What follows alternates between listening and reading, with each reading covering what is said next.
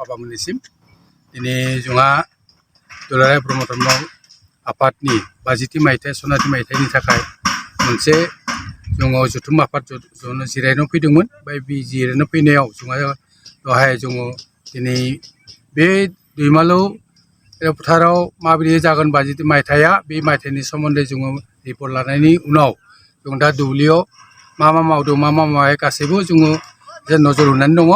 बेखायनो जों सानदों फैगौ जिथु 20, 21, 22, 23 मायथाइयाव अक्ट'बर जानुवारिनि 2025 मायथाइयाव जिथु अधिवेशन जागोन बे अधिवेशननि जिथु गाजा गोमजा जों नुनानै गोजोननाय मोनदों आरो आसा फारिदों दुलाराय ब्रह्म धर्म आफादनि सिङाव थानाय गंफ्रोमबो जिल्लानिफ्राय जोङो खमैबो 20 निफ्राय 25,000 मानसि जानायनि थाखाय जोङो मोनसे आसा फारिदों आरो जों खावलायनो थाबाय दुलाराय ब्रह्म धर्म आफादनि सिङाव जिल्ला आफादनिफ्राय नखरफ्रोमबो सासे सुबुङा फैनानै बेयाव बे आफादाव फैनांगौ आरो बेखौ जों खावलायनो थादों। आरो लोगोसे बै ओनसोलनि उखावि सनितपुर जिल्लानि सिङाव थानाय गंफ्रोमबो प्राइमारि आनसलिक बाबामोना फैनानै बेयाव हेफाजाब होनायनि गेजेरजों जाहाथे बे फैगौ मा बुंदों गल्डेन जुबलि जौगाखांनायाव जाहाथे हेफाजाब होयो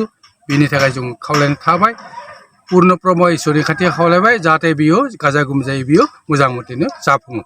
आं बेखिनिखौनो बाबामोननि पटेलनि सिङाव बेखौनो रिपर्ट होनाय जाबाय। हाबाफारियाव आलासिफोरखौ सोर सोरखौ लिंहरनाय जादों? हाबाफारियाव आलासिखौ जोङो असमनि मुख्यमन्त्रि डक्टर हेमन्त बिश्व शर्मा, लोगोसे अरुणाचल प्रदेशनि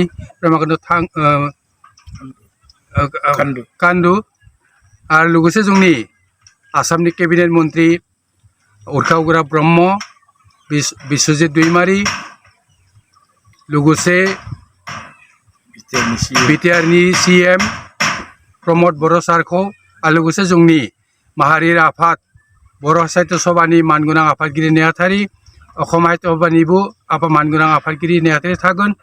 लोगोसे MCL बाबामोना आरो गासैबो जोंनि जिथु फारियै बे बानजा आफादनि आरो दुलाराय ब्रह्म धर्म हांख्रायनायजों गासैबो एरिफोरखौ जों आलासि लिंनाय जादों आरो बे आलासिफोरा गासैबो फैगोन होननानै मोनसे रादाय होदों।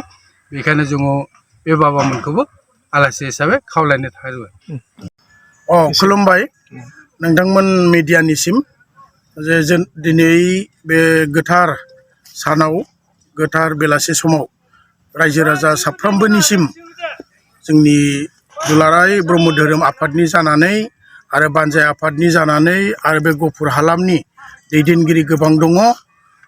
दिनै जों बयखौबो जोंनि धोरोम सिबिसुलि रायजो राजा साफ्रोमनिसिमबो गोदान बोसोरजों लोगोसे फैबाय थानाय मागि दमासिनि खुलुमनाय सिबिनाय बावहरग्रोनाय जाबाय। दिनै जोंहा दुलाराय ब्रह्म धोरोम आफादनि मावफुं मेल दङमोन। बे मावफुं मेलजों लोगोसे बानजाय आफादनि गोबां गेदेमा दैदेनगिरि बिथांमोन दङमोन आरो बे सुजुगखौनो लानानै जोंनि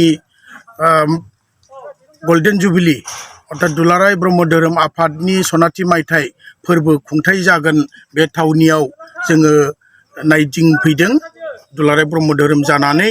आं फतेन्द्र बसुमतारी, नेहाथारि जाहा जगत चन्द्र ब्रह्म दङ, आफादगिरिबो दङमोन, लोगोआव गोबां दैदेनगिरि आरो बानजाय आफादनि मावफुं आफादगिरि बिरेन बाबा दङ, नेहाथारि भद्रेश्वर बाबा आरो बायदि बायदि बिबानाव थानाय मानगोनां बिथांमोन।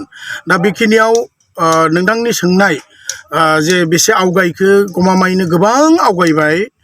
जोंहा दिनै 3 जानुवारि आरो जोंनि हाबाफारिया दुलाराय ब्रह्म धोरोम आफादनि जिबा जोङो खुंनो लादों सनाथि मायथाइ बियो जाहैबाय 20, 21, 22, 23 बे बोहैथि दाननिनो सानब्रैनि हाबाफारिजों खोब गाजा गोमजायै खुंनाय जागोन।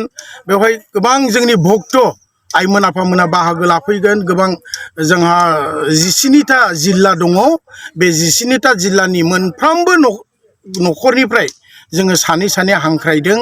बे हिसाबै गोबां जोंहा लाख जोंनि भक्त फैगोन होननानै जोङो आसा खालामदों आरो बेजों दिनै नुफैबाय जों गमामायैनो जोबोद 50% आवगायबाय आरो 50%ल'सै साजायबानो जाहैजोबसिगोन। दा जोङो गोजोननाय मोनदों दैदेनगिरि हिसाबै आरो जोंनाव आलासि फैगोन। दा मानिनां जोंहा भारतनि जोंनि हादोरनि नखर मन्थ्रि जोङो खावलायदों अमित शाह बिथांखौ जोङो नाजादों नाथाय बिथांनिफ्राय फाइनाल जों कनसेन्ट मोनथ'वाखै नाथाय जोङो फाइनाल कनसेन्ट मोननो हाबाय जोंहा आसामनिनो गिबि मन्थ्रि डक्टर हिमन्त बिश्व शर्मा सारनिफ्राय आरो जोंहा बिटिआरनि चिफ प्रमद बर' सार थागोन आरो लोगोसे अरुणाचल प्रदेशनि गिबि मन्थ्रि